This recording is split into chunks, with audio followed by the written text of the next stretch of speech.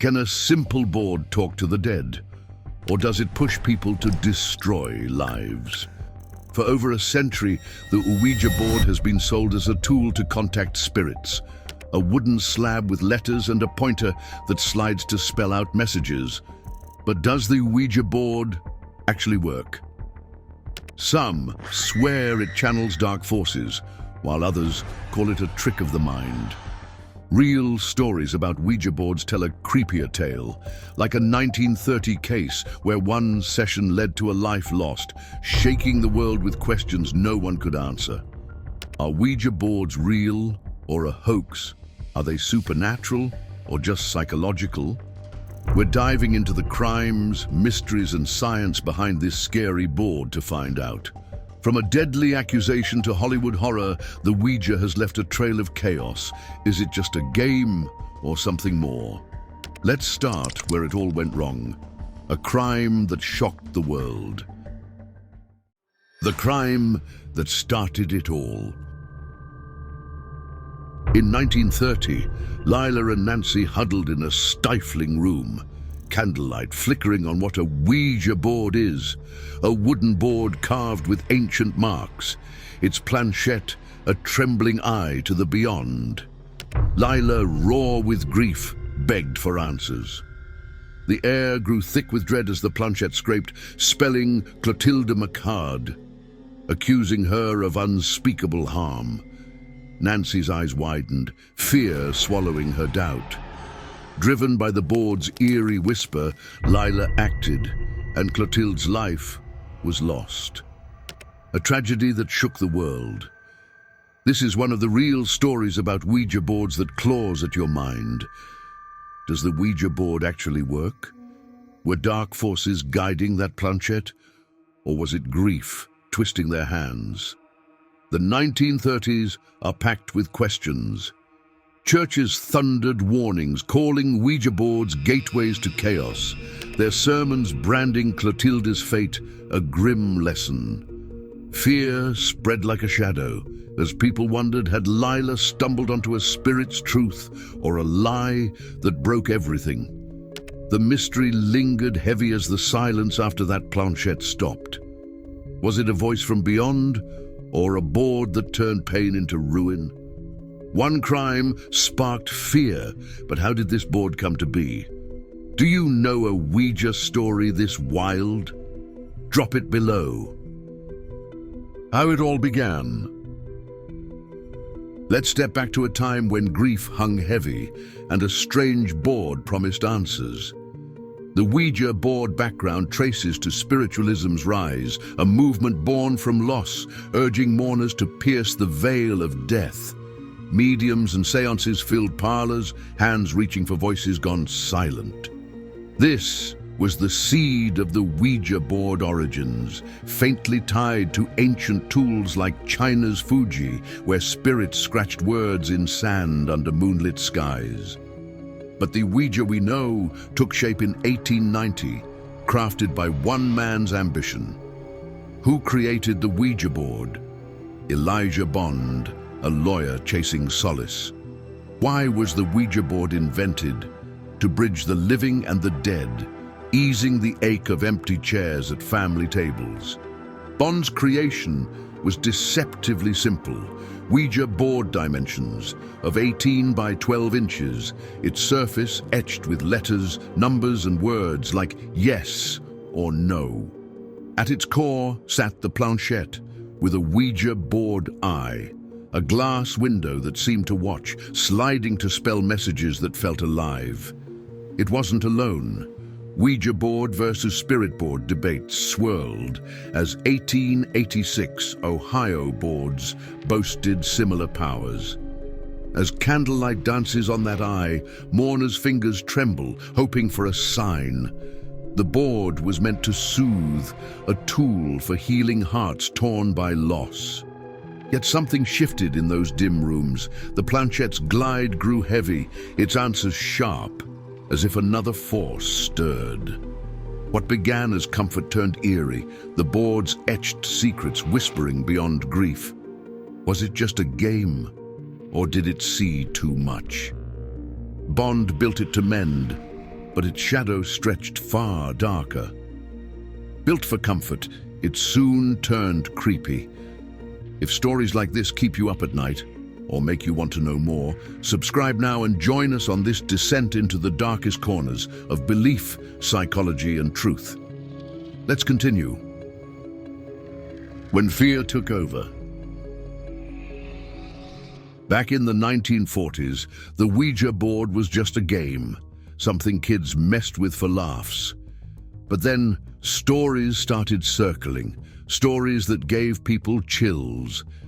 Were these Ouija board paranormal experiences the real deal, or just made-up nonsense? Let's dive into two cases that made Ouija a name you didn't say lightly. First, 1949, a boy named Ronald Hunkeler in Maryland. His aunt showed him a Ouija board, trying to talk to spirits. Soon, Ronald's acting strange. The furniture in his house shakes, marks show up on his skin. His family panics, calls in priests, thinking it's more than a kid acting out. The story spirals, exorcisms, voices that aren't his. This mess inspired The Exorcist, the 1973 movie that turned Ouija into a nightmare. When The Exorcist dropped, it flipped the script. Ouija went from toy to trouble. Pop culture made it a villain, and people started asking, does the Ouija board actually work, or is it all fake? Debates over Ouija board, real or fake, still spark heated talks today. Then 1991, Madrid, Spain. A teen, Estefania Gutierrez, sits with friends around a Ouija board, hoping to contact a loved one, her father who'd passed. They're in a school basement, the planchette moving fast, spelling out words that spook them. Estefania feels off after, having headaches, strange dreams.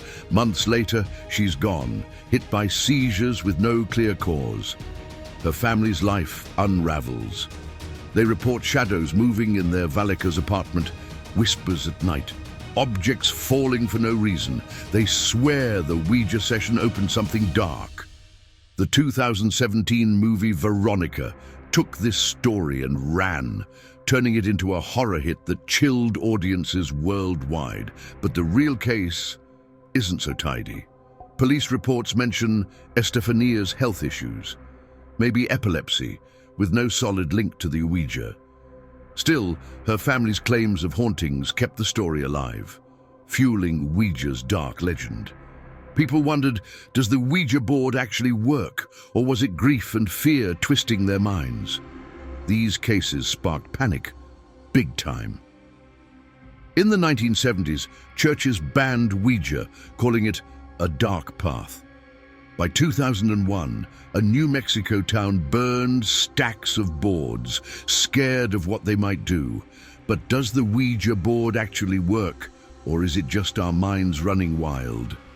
Hunkeler and Vallecas made Ouija infamous, but the fear didn't stop there. More lives got tangled in its spell. It gets creepier. A killer's belief. In 1977, Gary Gilmore became a name no one could forget. A troubled man in Utah, he took 2 lives in cold blood. Robberies gone wrong. But what pushed him to that edge?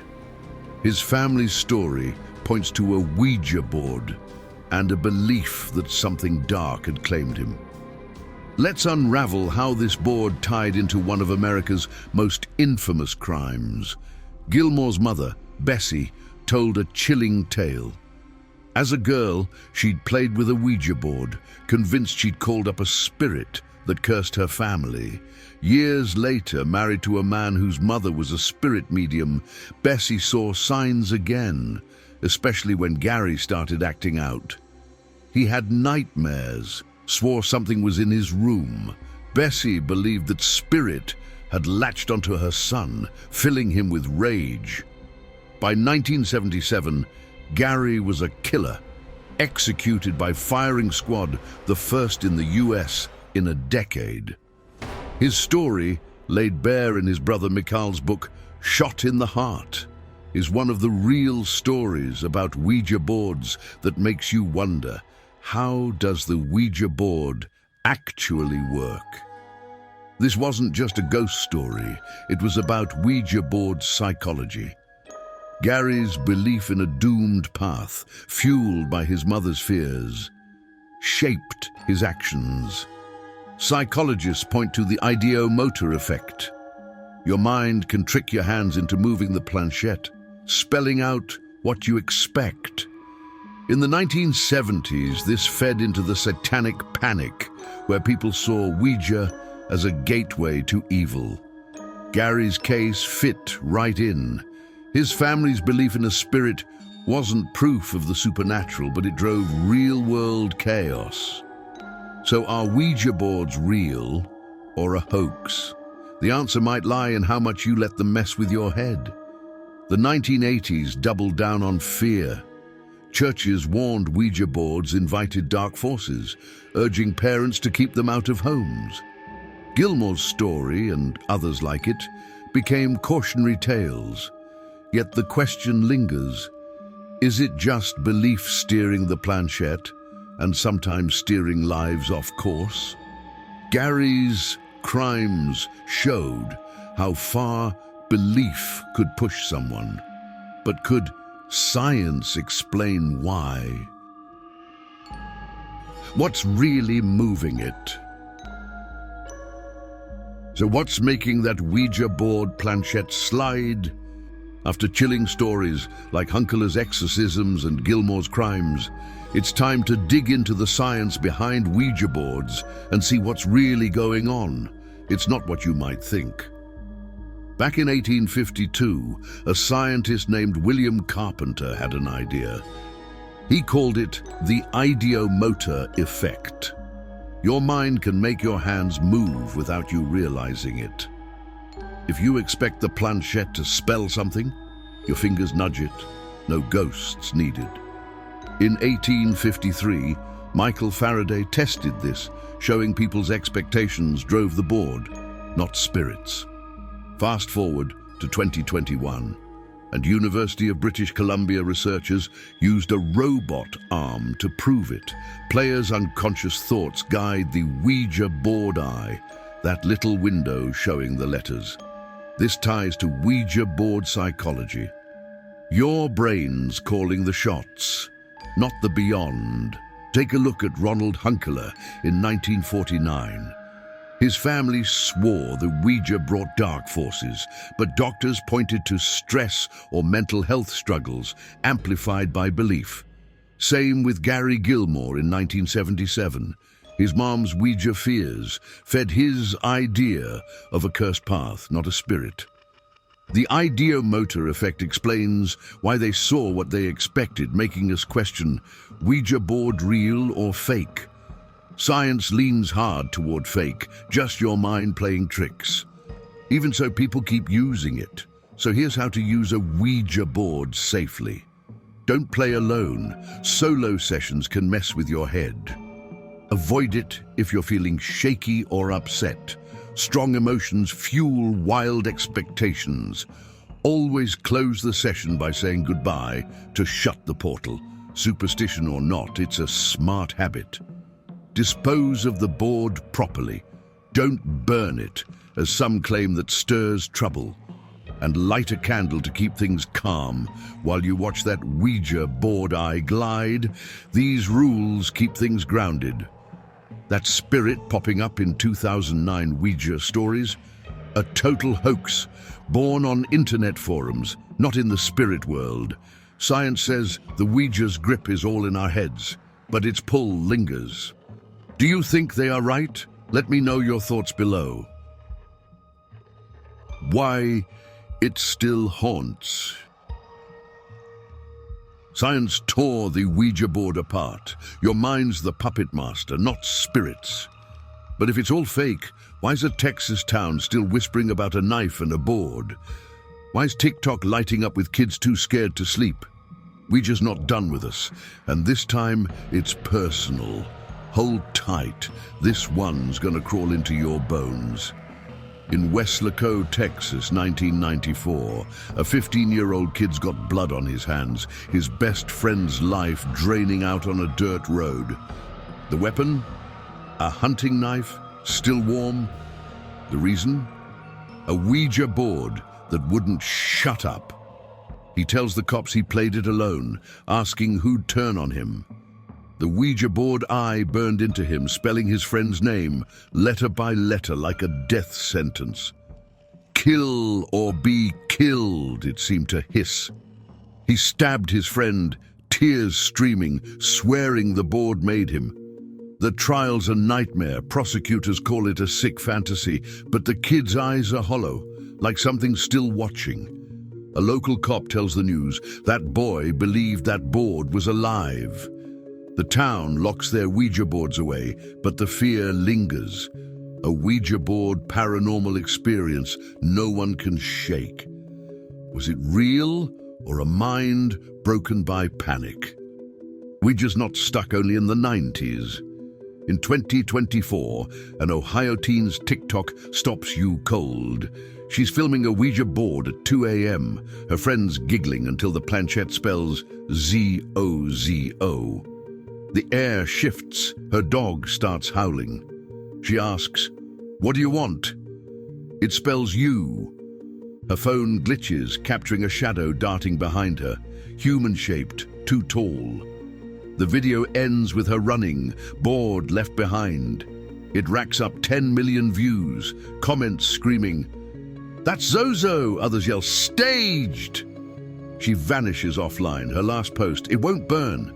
Hasbro's boards fly off shelves and Ouija Origin of Evil streams non-stop. Pop culture's eating this up. Some dodge Ouija's name, using Ouija board versus spirit board debates. Spirit boards, like angel boards, promise light, guides, not demons. Same letters, same planchette, same chill down your spine. A Texas mom tried one after the trial, desperate for her son's forgiveness. It spelled run. She moved states, board buried in her attic. Your mind's pushing that planchette like we heard before, but when it knows too much, good luck staying calm. Ouija wasn't built for this. It was a 1890s toy for nosy folks. Now it's a beast we can't tame, every session a gamble with your sanity. That Texas kid's knife, that Ohio teen's shadow, Ouija's not just a board, it's a spark for chaos. Does the Ouija board actually work? No one's sleeping easy until you decide.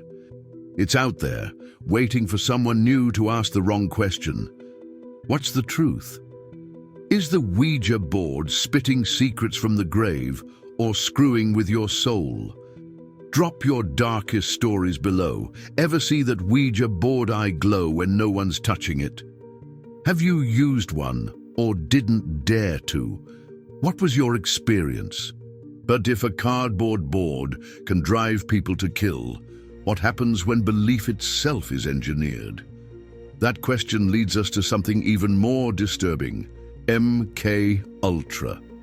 A real government program that didn't just exploit fear.